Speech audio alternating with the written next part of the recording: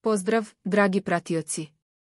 Bivši reality učesnik i košarkaš Marko Janjušević Janjuš privukao je veliku pažnju javnosti nakon što su se pojavile glasine o njegovoj novoj ljubavnoj vezi.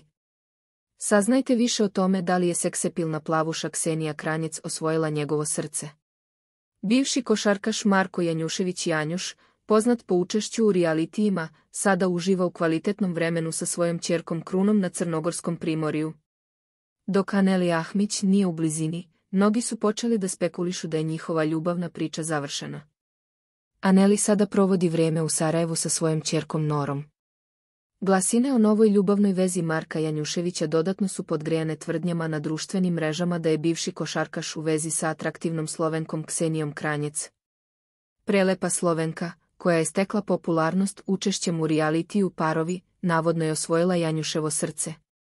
Spekuliše se da su viđeni tokom krstarenja crnogorskim obalama. Dok se još uvek čekaju zvanične potvrde od Janjuša i Ksenije, javnost sa nestrpljenjem prati njihove aktivnosti na društvenim mrežama. Poznato je da je Janjuš zapratio Ksenijin Instagram nalog, što je dodatno podstaklo spekulacije. Ksenija Kranjec je našoj javnosti poznata po brojnim skandalima i tabloidnim naslovima, kao i učešću u slovenačkom Velikom bratu 2015. godine. Ova atraktivna plavuša također je zapamćena po vezi sa Nikolom Lakićem tokom učešća u Parovima, gde je 2017. godine pobedila Dalilu Dragojević.